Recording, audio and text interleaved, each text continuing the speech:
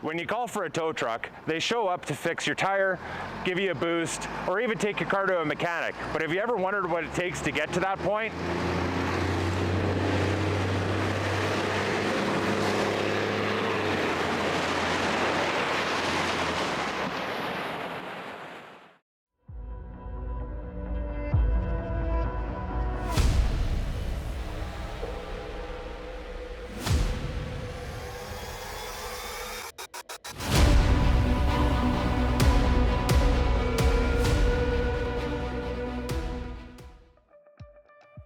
Hey guys, welcome back to That One Thing. Today, we're meeting with the folks at Tuber Towing to show us what goes on behind the scenes when you call for a tow truck.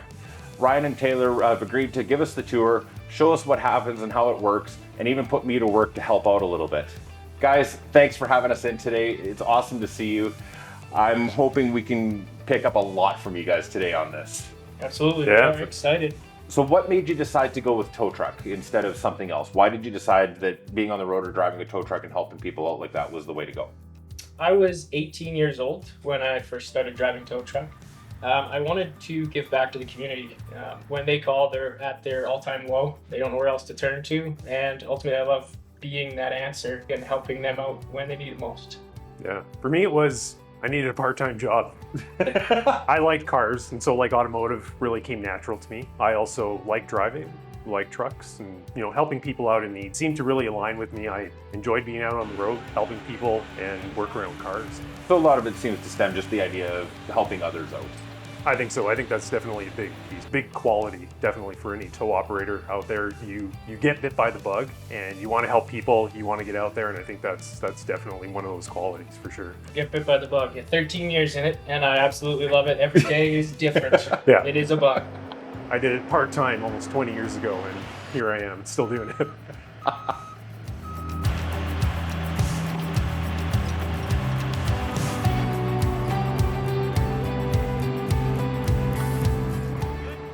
So out of your guys' fleet, what different trucks do you run? I mean, obviously you're going to have your standard tow trucks, your big trucks. What's the big difference with all the different trucks you have? So we have trucks all the way from a tiny little Ford Ranger all the way up to a massive 50-ton and a trailer that can haul up to 100,000 pounds. So we have everything from a tiny little truck all the way up to your conventional tow truck that you were speaking about, to a single axle flat deck, to a tandem flat deck.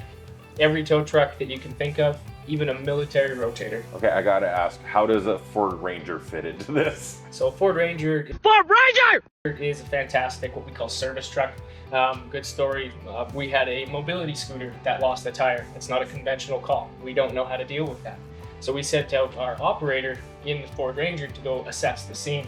It turns out all she needed was the bearing pushed back on for the tire, and our operator used his trailer hitch and his jack in a Ford Ranger to get this mobility scooter back on. Okay. So is it set up with like a deck and whatnot, or is it just like the stock with the hitch and whatnot? So this Ford Ranger is stocked with the hitch. It has a roll-out tray in the box, as well as it has your air compressor, your battery in the back. There's a massive cat battery that can boost your bigger diesels and stuff like that in the wintertime. So it doesn't specifically tow, but it can pull a trailer. Okay. So for the work involved with running the tow truck, how physically intense is the job? It can be very physically intense. So what's unique about driving a tow truck is going from 0 to 60. So you're driving around, you're sitting in the truck, there's not a lot of physical activity going on, but as soon as you get to that call, now it's time to go. So there's that really quick ramping up and really getting into the work. And so to some degree, you do need to be in good physical standing. You have to be able to ramp up, do that 0 to 60 and start working right away. And then it can be very physically demanding, especially on those long calls that we're at. But at the same time too, being prepared for that, maybe a little stretch before you get going, and drink your water too, and make sure your body's in good shape so you can go and do those 12-hour calls. So you don't have to be a bodybuilder, but you do have to be relatively fit. That's right. It does help. I mean, there is the heavy equipment. We do have stuff that weighs 50, 60 pounds. It's not light stuff. And especially with the heavy, we have a 50-ton. So being able to manipulate that equipment, putting it on, be in good shape for that. Makes sense. Yeah. Just like Ryan said, this is not like hockey practice or soccer practice. You don't get a warm-up before the game. You literally, it's an emergent. You show up, and it's time to work. And it's time to go right out the gate. Time to go. We do have calls. We've had calls in the past that are 18, 26-hour calls. With that, we need people in, people out of that scene to make sure everybody's refreshed and able to actually pay attention on that scene. With emergency scenes, dealing with heavy equipment, things can happen quick. So on a longer call like that, you're cycling people. That's correct, yeah. We have people coming in, people coming out, and new shifts coming on, new shifts going back to the barn. And that makes sense. It's easier to keep track of everything and, you know, keep everybody safe that way. Got to give guys time to recharge, refresh, come back out the next day. So with your guys, is there any special skills or abilities that are required to do this job? First one, customer service. You got to be able to talk to humans, which sounds easy for some people, but it's That's a really lot. not. That's a lot harder. Asking a lot for some of these folks. And really, so you're dealing with people that are in sensitive situations. They've had a rough day. Probably the worst part of their day is when you're showing up. So you have to be able to deal with those situations. You have to have compassion, some empathy. You have to understand where they're coming from. And so when you can resonate with them that way, you can maybe find better ways of caring for them. So you deal with the human side. That's probably one of the biggest ones. And then mechanical knowledge. There's a spectrum of what you need to know when it comes to, servicing folks out there on the road. So that's two. The third one is driving. You have to have that safety conscious mindset when you're out there on the road. You have to think too, you're driving a massive billboard. You've got tuber on the side of your truck. The motoring public, they're gonna see us driving. So those three skill sets, I would say, are the biggest things that come into play when you're wanting to be a tow truck operator, is being able to drive safely, customer service, taking care of people, and then that mechanical knowledge is huge too. What kind of training do you have to go through to be ready for that job? Normally, people come to us, they have a skill set in the towing industry already, and with that comes bad habits. So whether you have skill set or not prior to being employed by Tuber Towing, we have an internal training program that our folks run through. We also have an external bodies. We have 2 or 3 of them that we run our folks through so that they can learn and develop the skills and be safe on the road.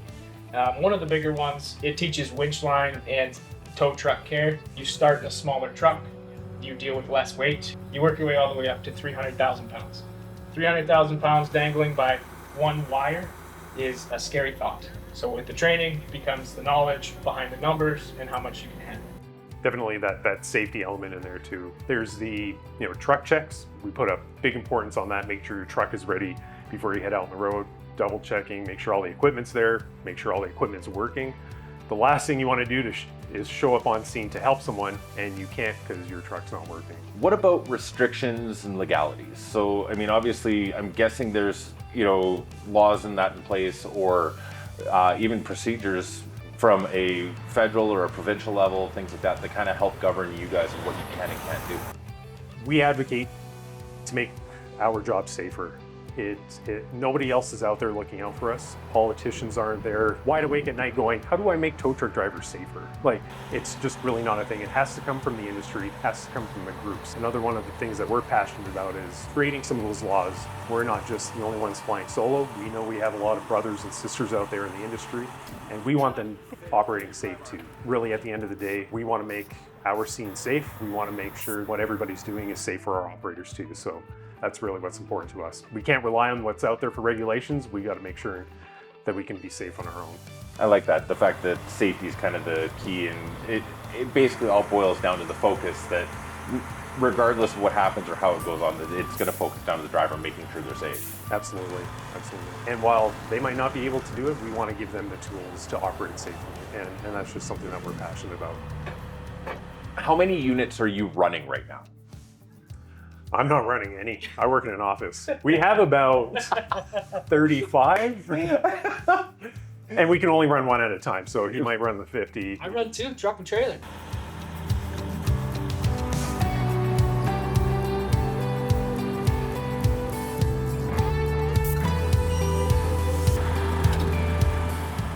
This one's more for Taylor. You have a substantial following on social media already, whether it's TikTok, you're branching out into YouTube, you've got a solid following. The game is always, where's Taylor? What is it that got you into the social media aspect to help promote Tuber Towing? It's a complex question. So social media started when my 2 boys asked me what I do in a day. So I started taking videos and I started posting them more for them and for my family to see what I do.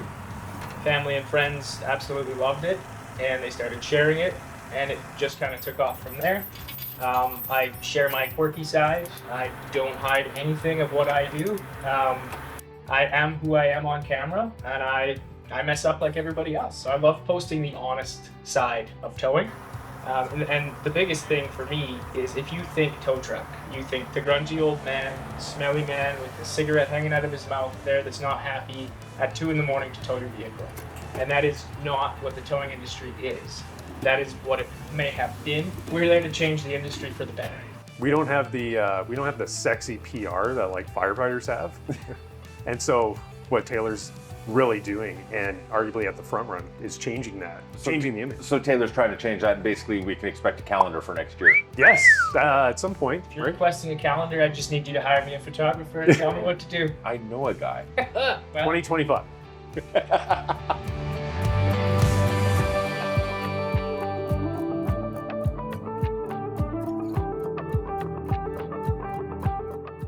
Guys, thanks for watching.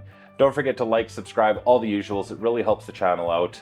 I'm going to leave links in the description below for their website and for their socials. Make sure you check them out. And don't forget to leave your comment for your one thing so we can put a video together for it. Ryan, Taylor, thanks for having us in today. It has been absolutely awesome seeing you guys and seeing what actually goes on. absolutely. It's been a lot of fun. Yeah, this is great. Thank you. This has been That One Thing. Thanks again for watching, guys. Have a good one.